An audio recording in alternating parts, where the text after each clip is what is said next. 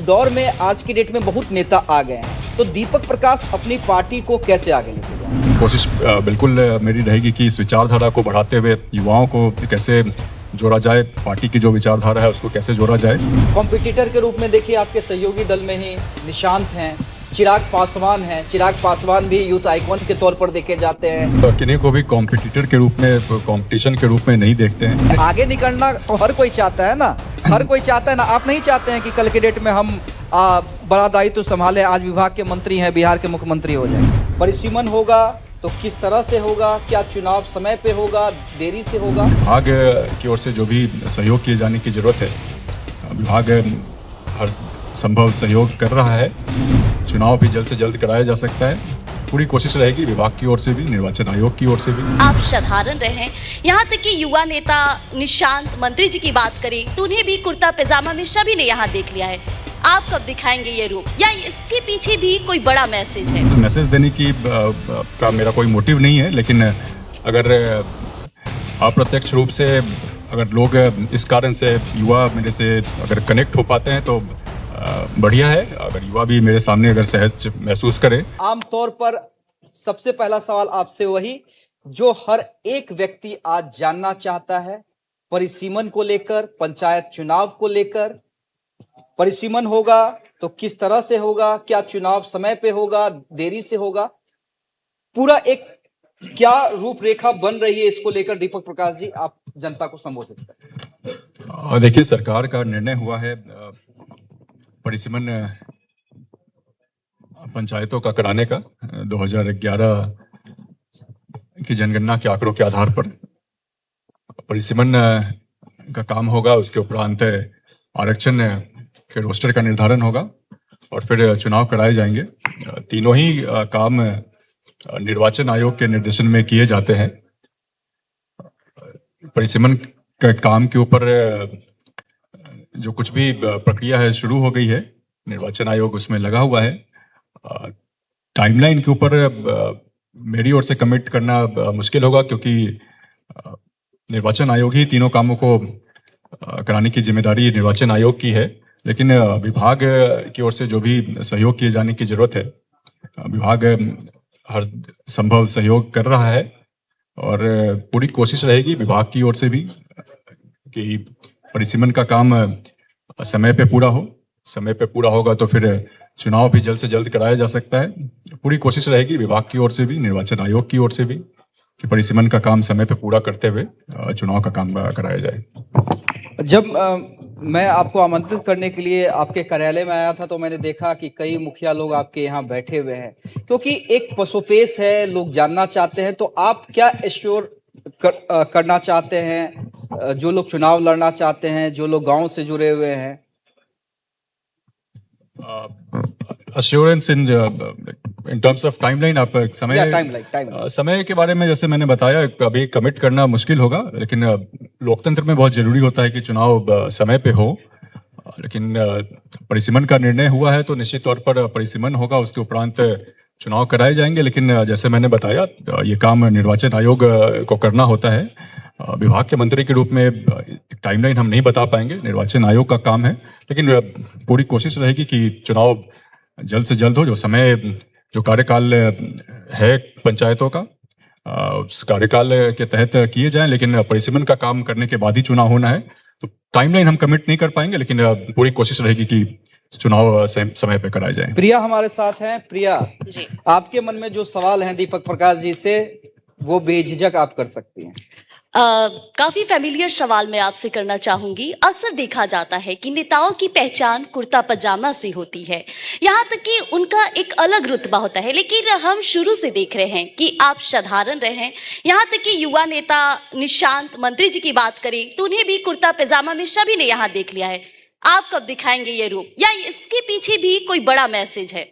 नहीं, मैसेज देना मेरा कोई मोटिव नहीं है।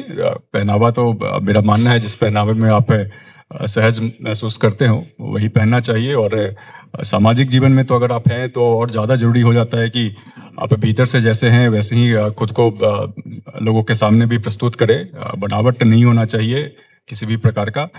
कोई स्पेशल मैसेज देने की का मेरा कोई मोटिव नहीं है। लेकिन अगर अप्रत्यक्ष रूप से अगर लोग इस कारण से युवा मेरे से अगर कनेक्ट हो पाते हैं तो बढ़िया है। अगर युवा भी मेरे सामने अगर सहज महसूस करे तो ठीक है, लेकिन ऐसा कोई मेरा मोटिव ऐसे पहनावे के पीछे नहीं है। नहीं, ठीक है, पहनावे के को लेकर नहीं है, लेकिन पार्टी को बढ़ाने को लेकर कैसे है? ठीक है, चर्चा जरूर है बिहार के विकास को लेकर, आपके विभाग को लेकर, लेकिन चूंकि आप उपेंद्र कुशवाहा के बेटे हैं, आपके ऊपर बड़ी जवाबदेही और जिम्मेदारी है अपने पार्टी को आगे ले जाने की। जो आपके पिता की लेगेसी रही है, जो उनका परंपरागत वोट बैंक रहा है, उसे बरकरार रखने की। और उस दौर में आज की डेट में बहुत नेता आ गए हैं, तो दीपक प्रकाश अपनी पार्टी को कैसे आगे लेके जाएंगे?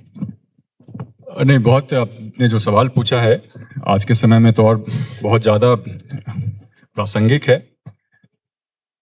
माननीय नेता ने जिस प्रकार से संघर्ष किया और समाजवाद की धारा को आगे बढ़ा रहे हैं, व्यक्तिगत तौर पे भी, राजनीतिक तौर पर तो चूंकि अब हम हैं राजनीति में, लेकिन व्यक्तिगत तौर पे भी जो समाजवाद की धारा है उससे बिल्कुल पूर्णतः सहमत हैं। और देश को अगर, चूंकि देश हमारा इतनी विविधताओं वाला देश है, जब ज़्यादा से ज़्यादा विविधता आती है तो अब जब आप सभी लोगों को अगर साथ लेकर नहीं चल पाएंगे तो निश्चित तौर पर सभी लोगों का विकास नहीं हो पाएगा, समाज के हर तबके को आगे बढ़ाने का काम नहीं हो पाएगा। तो समाजवाद एक मेरे हिसाब से ऐसी विचारधारा है जो बिल्कुल फिट बैठती है भारत जैसे देश में। मेरी जवाबदेही तो और ज़्यादा बनती है, चूँकि माननीय नेता ने इतना कुछ काम किया है लोगों के लिए, इस विचारधारा के तहत ज़्यादा जवाबदेही बनती है। और निश्चित तौर पर हर प्रकार से कोशिश है, मेरी तो खास कोशिश रहेगी कि युवाओं को किस प्रकार से इस विचारधारा से जोड़ा जाए। आज के युवाओं को, जब आधुनिकता का भी दौर है और तमाम तरह के ग्लोबलाइजेशन के भी प्रभाव दिख रहे हैं, कोशिश बिल्कुल मेरी रहेगी कि इस विचारधारा को बढ़ाते हुए युवाओं को कैसे जोड़ा जाए, पार्टी की जो विचारधारा है उसको कैसे जोड़ा जाए। और हमारा संविधान भी एक सोशलिस्ट नेशन की परिकल्पना करता है, तो उस चीज़ के लिए भी उसके कारण भी एक विशेष जवाबदेही बनती है सरकार के प्रतिनिधि के रूप में। तो तमाम चीज़ों को देखते हुए पूरी कोशिश कर रहे हैं जो जवाबदेही मिली है उस पर खरा उतरने की। जवाबदेही इसलिए भी बढ़ जाती है क्योंकि आपके कॉम्पिटिटर बहुत हैं। ठीक है, कॉम्पिटिटर के रूप में देखिए आपके सहयोगी दल में ही निशांत हैं, चिराग पासवान हैं। चिराग पासवान भी यूथ आइकॉन के तौर पर देखे जाते हैं, आप ही की तरह हैंडसम है, स्मार्ट है, युवाओं के बीच में लोकप्रिय हैं। निशांत आए हैं, नीतीश कुमार का बड़ा जनाधार है उनके पास। विपक्ष में देखे तो तेजस्वी यादव हैं, लालू यादव की विरासत को संभाल रहे हैं, और नए नए प्रशांत किशोर भी आ गए हैं। तो दीपक प्रकाश अपने कॉम्पिटिटरों से आगे कैसे निकलेंगे?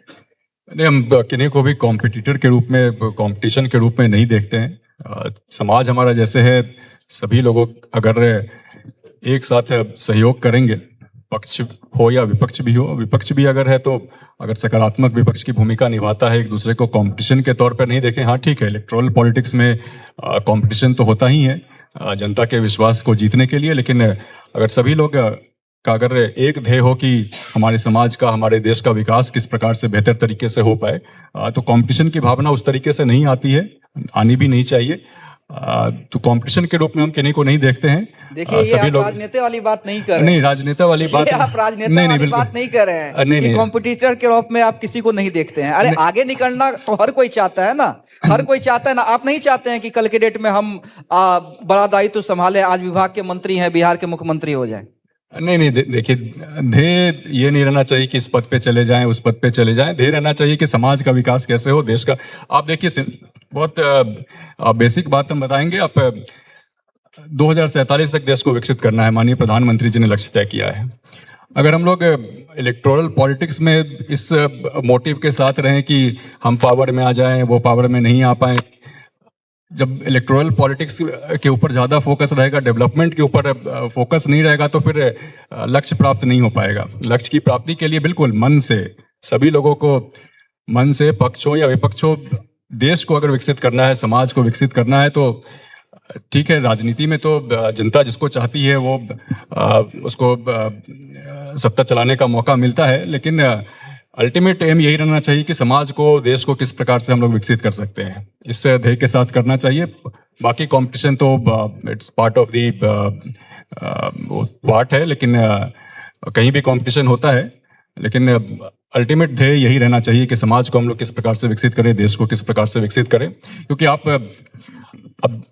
कभी किसी भी क्षेत्र की, किसी भी देश का अगर आप हिस्ट्री उठा के देखेंगे तो ये नहीं देखा जाएगा कि वहाँ पे क्या कंपटीशन चल रहा था लोगों के बीच, इलेक्टोरल पॉलिटिक्स हो या पहले के ज़माने में क्या था, लेकिन सभ्यता के रूप में, देश के रूप में आपने क्या विकास किया।